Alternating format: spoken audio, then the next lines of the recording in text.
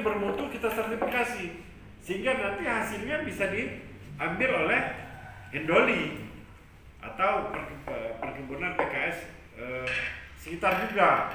Kemudian misalnya di perkebunan mana lagi nih yang hadir di sini? Sumbawa, ya. Nah, mungkin apa di situ karet? Kita beli bibit karet. Perusahaan itu membeli bibit karet, bagikan bukan dengan masyarakat yang sudah mampu, yang belum mampu, yang memang membutuhkan, mereka ingin berkebun tapi tidak mampu untuk membuka lahan. Ini harapan kami. Nah, nanti bagaimana? Ini kita akan koordinir, Pak. Kita akan membantu mengkoordinir. Jangan sampai nanti ini tidak terdata. Bagaimana cara mendata? Dinas Perkebunan hanya sebagai pembina, membina baik petani maupun ikut dalam pembinaan perusahaan. Nah, yang mengkoordinir, Pak Sekda, ya. Dengan vaksin, Pak. Saya sudah 2 kali vaksin bulan April lalu, masih kena loh, Pak. Alhamdulillah masyarakat kebun kan nggak begitu berinteraksi dengan masyarakat luar. Tapi siapa tahu, Pak, bisa kita bayangkan kalau satu yang terjangkit, klasternya timbul di sana, bagaimana pencegahan? Bagaimana kita membantu? Di Palembang aja susah, Pak. Mau isolasi, mau obat, mau segala macam, ambulans, jadi lebih repot. Jadi silakan kabarkan dengan manajemen bahwasanya akan dilakukan itu. Pihak pemerintah Provinsi Sumatera menyediakan vaksinasi. Nanti kita secara bersama-sama mulai dari inventarisasi yang mau divaksin, bukan saja pekerja perusahaan, tapi juga para petaninya, kemudian masyarakat di sekitar kebun. Dari semua perusahaan itu, kami yakin 500.000 itu bisa terserap. Jadi kalau itu bisa dilaksanakan, luar biasa, Pak. Luar biasa kita. Jadi kalau rencana kami dengan Pak Agus mungkin bisa mulai bulan November. Bahwa ini kalau sepakati, walaupun tidak sekarang sepakatinya, karena Bapak Ibu bukan ini ya, mungkin harus ada manajemen lagi ya. Tapi ini mohon segera disampaikan bahwa ini niat kita seperti itu. Perkebunan karet, Pak. Lokasi kami di daerah Ogan Ilir dan sebagian kecil di daerah Moreni. Perusahaan ini cukup lama bergerak, Pak. Mungkin semenjak tahun 92. Yang sebelumnya adalah peternakan. Ya, Gembala Sriwijaya. Saya itu beralih ke karet. Di sekitar putaran kami, Pak, memang banyak perkebunan karet di seputaran kita. Dahulu memang salah satu bisnis kita juga menampung karet dari masyarakat, Pak. Tapi setelah beberapa tahun terakhir ini tidak lakukan lagi, ya kan, hanya mengolah karet itu sendiri. Nah, sehubungan dengan CSR ini, Pak, saya sangat tertarik tadi yang sampaikan Pak Doni, karena itu sudah kami lakukan selama ini, Pak. Lahan-lahan kami itu kan banyak sekali yang kami lakukan replanting atau yang belum, memang lahan itu belum kami buka, ya kan? Itu kami serahkan kepada masyarakat, tetapi dengan perjanjian. Jadi nanti kepala desa itu ada desa Segayam namanya, dengan desa Sukamulya, itu lebih dari 100 warganya, Pak, yang kami kami pinjamkan dalam perjanjian lahan. Jadi kalau di sana Bapak perhatikan banyak sekali sentra sayur-sayuran di Segayan dan Sukamulya, Pak. Itu mungkin lebih dari 100 hektar lahan perkebunan gembala itu kita pinjamkan ke masyarakat tanpa kita pungut sama sekali sewa atau segala macam, Pak. Kalau sewa di luar itu Pak 2.500.000 per sekali musim, misalnya nanti pangka, ya kan? Itu biasanya 2,5 juta. Tapi kami dari PT Gembala itu tidak memungut sama sekali, tapi dengan syarat mereka memang adalah warga dari desa sekitar.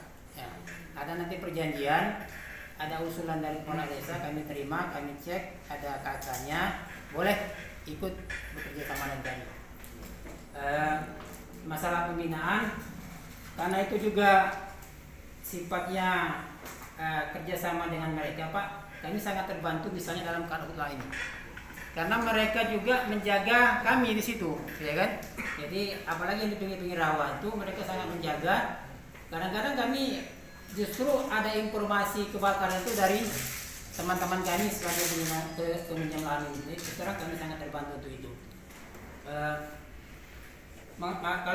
Kalau misalnya kebetulan karet kami itu masih kecil, kami akan memberikan pupuk. Dan mereka bersedia memberikan tenaganya untuk lakukan pupuk itu, Pak. Jadi tanah mereka juga secara tidak langsung tanaman mereka juga terpupuk dengan pemberian pupuk dari kami itu, ya kan?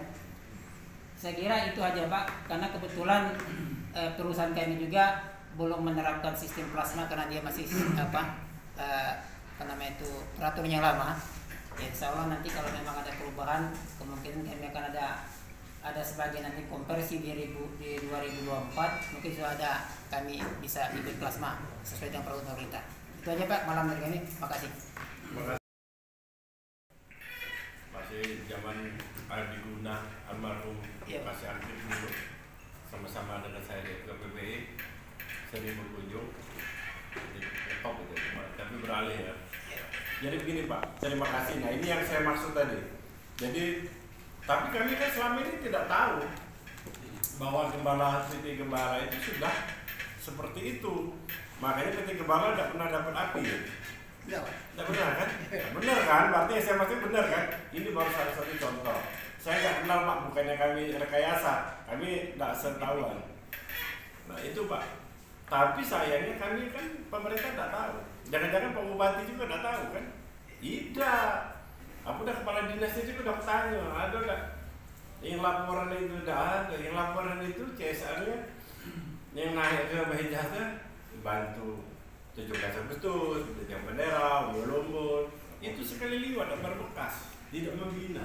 Tapi itu boleh, sampingnya tetap. Itu. Nah, semakin saya ingat, itu kalau izin usaha di bawah 2006, itu memang tidak ada plasma. 2014 perusahaan wajib. Nah, bagi Gembala itu kan yang lama, benar tidak. Tapi sekarang keluar peraturan bagi yang IUPD-nya, IUP-nya diterbitkan sebelum 2006, sekarang diwajibkan tetap mempunyai plasma. Apabila tidak ada lahan plasma lagi, maka 20% dari inti perusahaan itu dikeluarkan untuk plasma. Makanya PT Gembala beberapa waktu yang lalu ada yang datang ke saya bilang ada banyak orang mau jadi plasma.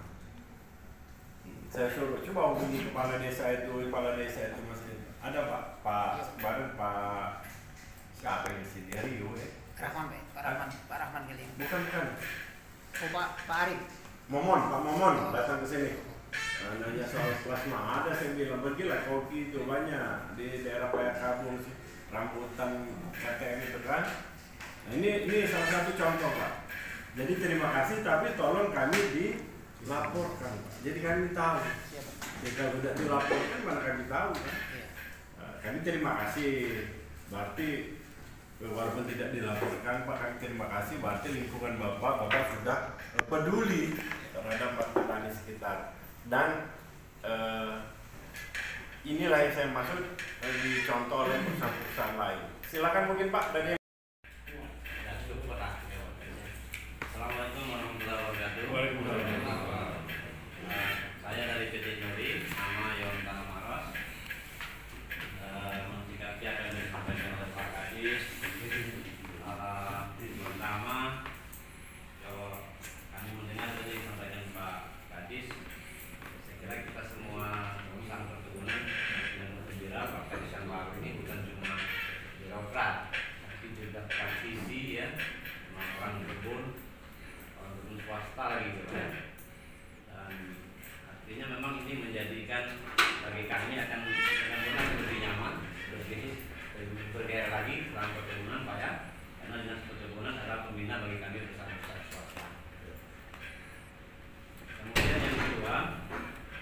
kami dari PT Indoli, yang pertama kami bukan perusahaan besar.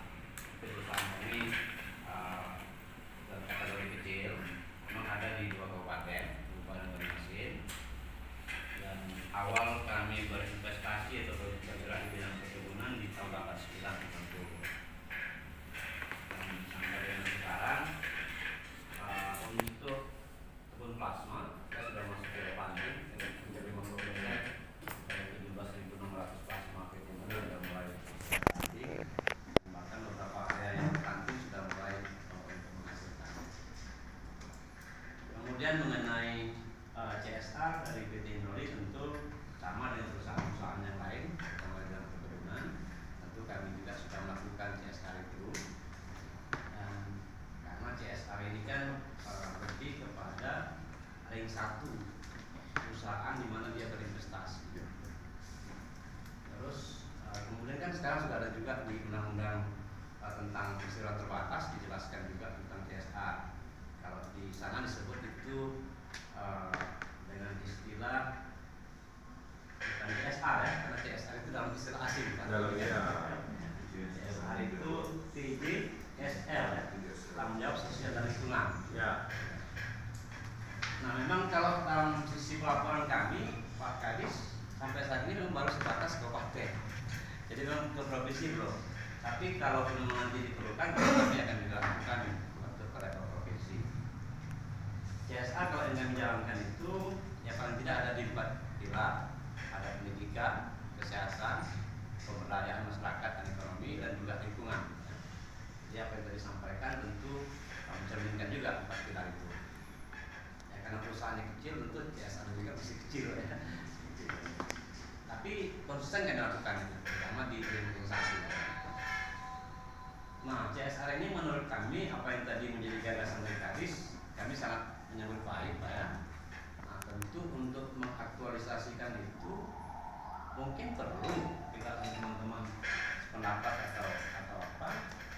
Di samping itu sudah ada BUMD dan tim-tim dari gubernur juga mungkin perlu forum CSR khusus untuk level provinsi ya. Karena kami di kabupaten sudah punya forum itu. Nah karena gini terus terang Pak Kadis, karena keterbatasan pendanaan gitu kan. Nah, kadang-kadang yang prioritas itu yang mana, ini harus didiskusikan prioritas yang bisa menjadi prioritas bersama. Kadang-kadang prioritas bagi kami tidak sama dengan prioritas di kabupaten, atau prioritas bagi kami tidak sama dengan prioritasnya Pak Argoni, ya kan seperti itu. Nah ini kalau tidak kita tata dalam satu forum yang komprehensif, ini nanti salah pengertian. Jadi bilang Pak, perusahaan apa dia nggak ngerti pemerintah ini siapa kan gitu. Nah ini saya kira forum CSR sangat penting untuk bisa mensinkronkan apa ide, kemudian kemampuan dan niat baik dari semua pihak. Yang ketiga, kalau saya tadi melihat begini Pak, soal tengkulak dan penangkar. Tengkulak itu kalau dari sisi kami DBS Pak ya, kalau untuk petani plasma tentu nggak ada tengkulak, karena kita memang membeli langsung dan harganya pun berdomani harga ketetapan dari Disput. Tapi tengkulak ini ada di mana-mana. Tengkulak ini bahkan ada tengkulak penangkar. Artinya maksudnya begini, buat tengkulak benih-benih bibit itu ya. Contoh yang saya lihat, karena saya di daerah Banjarmasin dari awal itu melihat potensi masyarakat dan kemampuan masyarakat untuk berkebun kelapa sawit bersama Pak ya, itu semakin meningkat. Tetapi tidak diimbangi dengan ketersediaan benih yang legal. Yang muncullah apa istilah kita berondolan-berondolan menjadi bibit. Nah ini kan sebenarnya secara jangka panjang merugikan kita semua. Menurut saya sih itu sudah ada undang-undang dan peraturannya, itu bisa pidana, kan? Tapi ya mungkin kalau kami semua mengingatkan gitu ya. Tapi saya kira itu domain pemerintah lebih kepada seperti itu. Sekarang di sekitar Indoli kami pernah mendata di awal-awal menjelang masa revamping ada tidak kurang dari 13.000 hektar kebun kelapa sawit swadaya, lebih dari 80% itu kurang. Karena memang pembelian tadi tidak legal. Saya kira ini perlu juga kita follow up dari yang tadi disampaikan oleh Pak Kadis dan Bapak-bapak semua yang tadi di awal. Kemudian kami pun juga dari Indoli Pak tentu selalu mengharapkan arahan dan bimbingan dari Kadipun terutama karena sekarang ini memang pada masa-masa pada siklus pertama sudah habis, sudah 5 tahun pertama, 25 tahun kedua ini kan ya itu akan ada regulasi atau sudah ada regulasi yang baru. Kami mohon arahan bimbingan sepenuhnya dari Kadipun untuk PT Indoli dengan harapan kita tetap bisa berada pada rel untuk mensejahterakan kehidupan masyarakat. Artinya ya. Tapi kan ini dan diundang untuk ke kebun Indoli. ya, Itu yang penting itu. ya, orang nanti ada kesempatan seperti itu, Pak ya. Ya nomor salam kenalkan seperti itu, ya. Dan juga ada sini nanti juga Pak Kadis dan juga di sana. Ya kalau selama ini alhamdulillah Pak hubungan antara Indoli dengan pemerintah istimewanya dengan Disbud, saya kira sama dengan beberapa regulasi lain juga baik, ada harmonis dan kami merasa diayomi seperti itu kan. Bahwa memang Disbud itu sebagai pembina di perusahaan. Terima kasih Pak. Mohon maaf kalau kurang ada yang pas. Assalamualaikum warahmatullahi wabarakatuh. Kepala dari Indoli juga. Jadi kita tidak melihat besar kecil perusahaan, tapi kepeduliannya. Memang kami sudah melihat dari semua perusahaan yang ada di sini, semuanya dalam keadaan baik-baik semua, Pak. Sudah perhatian. Yang saya maksud tadi hanyalah kurang informasi saja. Contoh tadi kan ada forum di tingkat kabupaten sudah. Nah, padahal misalnya kalau yang perkebunan dia lintas sudah lebih dari 1 kabupaten, provinsi mestinya sudah dilaporkan juga. Walaupun dia tidak lintas, ini sudah suatu keharusan dihimpun di kabupaten, dilaporkan kepada kami. Karena kalau ada kejadian perusahaan yang tidak dapat terselesaikan di tingkat kabupaten, itu akan lari ke provinsi. Ini contoh di Muba ada beberapa, sehingga lari ke provinsi. Nah setelah lari ke provinsi lah baru bisa selesai. Kemudian di Muratara begitu juga. Jadi komunikasi mari kita jalin, selama ini sudah baik, mari kita tingkatkan lagi. Dan Indoli juga memang karena tempatnya dekat Banyuasin dan musuh Banyuasin ya. Masalah benih tadi memang banyak sama Pak. Bibit dulu ini kan baru yang ngetok BSM segala macam. Dulu kan Marihat. Ya. Kata teman saya, sekitar Marihat itu orang punya bibit semua. Apakah dia benar yang dari hasil Marihat yang berlabel bersertifikat? Karena saya kata teman saya dulu, gini loh Pak, dia bilang, itu yang Marihat. Kalau keluar itu persekian dia pakai label sertifikat. Di apa itu di namanya? Di lak itu apa lagi? Persekian di lak. Disegel sudah itu di lak lagi dan dicap double. Nah ternyata ya teman-teman sekitar Marihat kan jual bibit juga itu, kecambahnya. Pokoknya dari mana Marihat, dari Marihat. Sama sekarang dari Sumbawa. Apa benar itu yang hasil dari penelitian Sumbawa? Batang bawahnya itu misalnya kan, atau interestnya, atau yang memang disertifikat kita nggak tahu. Makanya dari Sumbawa gitu. Nah ini kan fungsi kami di PTD kami Pak. Kami beberapa yang tadi 20 penangkar sawit, 17 karet, 3 kopi, 1 kelapa dalam, itu dalam pembinaan UPTD dan itu setiap mau dilepas itu sudah harus disertifikasi, diawasi dan disertifikasi. Nah jadi kalaupun memang masih, ya saya bilang tadi di teman, tidak usah disertifikasi, ambil berondolan di kebun saya itu punya kebun berbatasan dengan kebun kelapa sawit, salah satu perusahaan. Saya kolam ikan yang tadi kebanjiran ini, tapi tidak keluar, tadi dilepas dari keramba dalam kolam itu. Itu orang pernah numpang naruh TBS di TPH di tanah saya, sisanya tumbuh, sekarang besar, berbuah.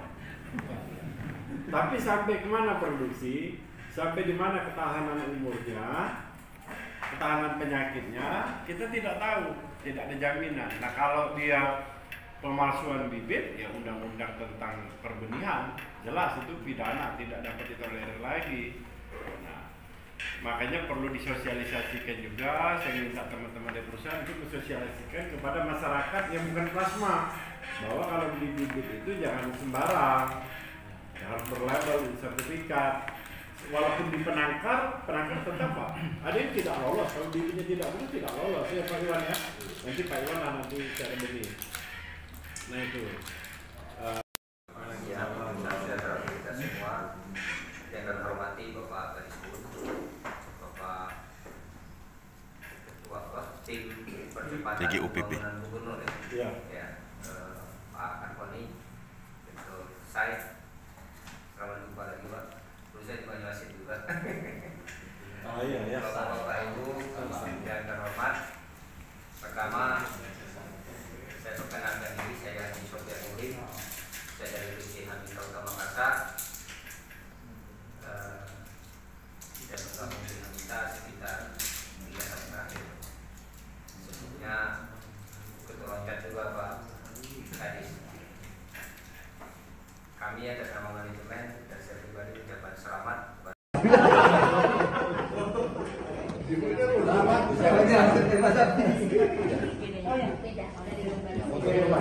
Foto dulu Pak. Enggak, cukup itu. Kayak ini nih, di sini. Itu Sari. Saya. Saya kaki. Bapak dulu Pak. Dari perusahaan Pak. Oh sudah. Masuk dulu.